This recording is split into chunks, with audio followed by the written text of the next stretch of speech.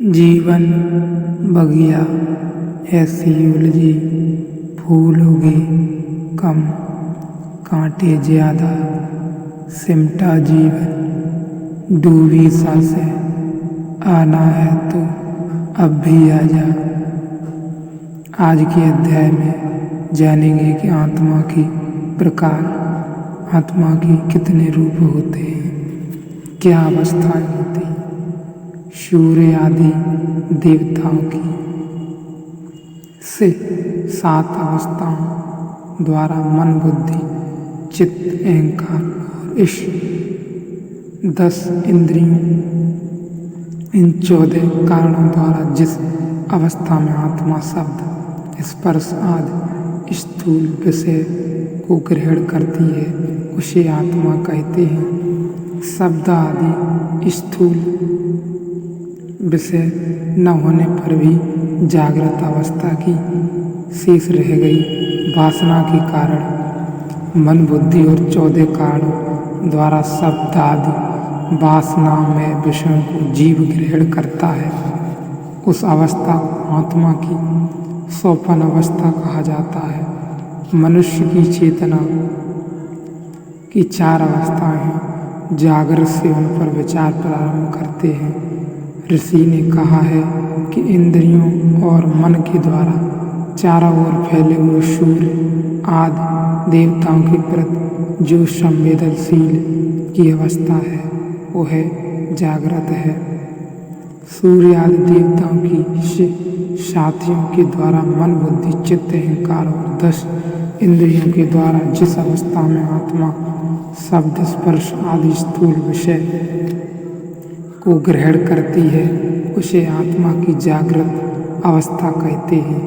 भीतर है चैतन्य का वास, बाहर है विराट का विस्तार। इस विराट से संबंधित होने के 2 उपाय हैं। यह जो बाहर फैला हुआ है और यह जो भीतर निवास कर रहा है।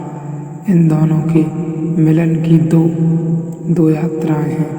एक यात्रा है परोक्ष, इनडायरेक्ट रूप से वह यात्रा होती है इंद्रियों के द्वारा से। एक यात्रा प्रत्यक्ष यानी डायरेक्ट रूप से माध्यमहीन वह यात्रा होती है, उसमें कोई माध्यम नहीं होता है। अतीन्द्रिय अवस्था से यदि बाहर हो जागृत, उसे जानना है तो 2 द्वार हैं। एक द्वार है कि मैं शरीर का उपयोग करूं और उसे जानूं, और एक उपाय है कि मैं समस्त माध्यम छोड़ दूं और उसे जानूं। साधारण बाहर प्रकाश है तो हम आँख के बिना नहीं जान सकते हैं, और बाहर ध्वनि है तो कान के बिना नहीं जान सकते हैं, और बाहर रंग है तो इंद्रियों का उपयोग करना पड़े, इंद्रियों से हम जानते हैं कि बाहर क्या है। इंद्रियां हमारे ज्ञान के माध्यम हैं। स्वभाव से इंद्रियों से मिला हुआ यह ज्ञान वैसा ही है जैसे कहीं कोई घटना घट जाए और कोई मुझे खबर दे, मैं सीधा मौजूद नहीं हूँ, कोई बीच में खबर लेने वाला संदेश वाहक है। निश्चित ही खबर मुझे वैसी ही नहीं मिलेगी जैसी घटी है, क्योंकि संदेश वाहक की यात्रा भी सम्मिलित हो जाएगी जब मेरी आँख मुझे खबर देती है कि वृक्ष पर फूल खिला है, बहुत सुंदर प्यारा। यह खबर मुझे मिलती है। यह वृक्ष के फूल के संबंध में तो है ही, यह आँख के संबंध में भी है। आँख ने अपनी व्याख्या भी जोड़ दी है, क्योंकि यह आँख के रुझानों के संबंध में भी है। और वृक्ष पर जो फूल खिला है उसमें जो रंग दिखाई पड़ रहे हैं वे वृक्ष के फूल में तो हैं ही। उन रंगों के संबंध में आँख ने भी बहुत कुछ जोड़ दिया है जो वृक्ष के फूल पर नहीं है। यह जानकर आपको हैरानी होगी कि कोई 5000 साल पहले आदमी 3 ही रंग देख पाता था। इसलिए पहले पुराने ग्रंथों में 3 से ज़्यादा रंगों के नाम उपलब्ध नहीं हैं। फिर आदमी की आंखें और संवेदनशील होती चली गईं तो वह अब 7 रंग देख पाता था। कॉलन विल्सन ने अपने एक बहुत अद्भुत ग्रंथ में घोषणा की है, शीघ्र ही 2-4-500 वर्षों में आदमी ऐसे रंग देख पाएगा जिनकी हम कल्पना भी नहीं करते। आंखें और विकसित होती चली जाती हैं। आंख विकसित होती है तो रंग दिखाई पड़ते हैं, आंख न हो तो रंग दिखाई नहीं पड़ते हैं। रंगहीन हो जाता है जगत।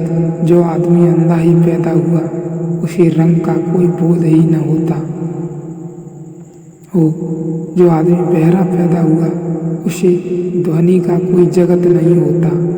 जगत उसके लिए शून्य है। ध्वनि से हमारा जानना इंद्रियों के माध्यम से है।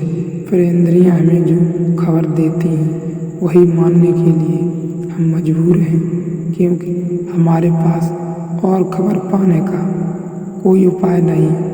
पर इंद्रियों की खबर में इंद्रियों की व्याख्या संयुक्त हो जाती है, उनकी व्याख्या भी शामिल हो जाती है। एक चेहरा आप देखते हैं, सुंदर मालूम पड़ता है, फिर एक खुर्दबीन से उसी चेहरे को देखते हैं तो बहुत घबराहट होगी। वह चेहरा बहुत ऊबड़ खाबड़ गड्ढों वाला, पहाड़ी और झीलें भी उसमें दिखाई पड़ने लगेंगी। उसके छिद्र बड़े बड़े गड्ढे हो जाएंगे। क्या खुर्दबीन गलत कह रही है? नहीं, खुर्दबीन अपनी व्याख्या दे रही है। जैसे आँख अपनी संयुक्त व्याख्या घटना में शामिल कर रही है, उसी प्रकार खुर्दबीन भी अपनी व्याख्या दे रही है। वह अपनी आँखों से ज़्यादा गहरा देख पाती है। फिर एक्सरे की मशीन से देखें उसी चेहरे को तो चमड़ी खो जाएगी, हड्डियों का ढांचा भीतर रह जाएगा। क्या एक्सरे की मशीन गलत खबर दे रही है? नहीं, एक्सरे की मशीन अपनी व्याख्या दे रही है। वह कुछ माध्यमों को जोड़ रही है। फिर जो चेहरा आप खाली आँख से देखा था वह सही था कि जो खुर्दबीन से, वही सही था कि जो एक्सरे से देखा वह सही है। वे सभी एक ही चेहरे की खबर दे रहे हैं, सभी सही हैं, लेकिन प्रत्येक व्याख्या आंशिक है और जिस माध्यम से पाई गई है उस माध्यम पर निर्भर है। लेकिन क्या ऐसा भी हो सकता है कि हम बिना किसी माध्यम के जगत को देख सकें? तो इसके लिए देखें आप अगला अध्याय।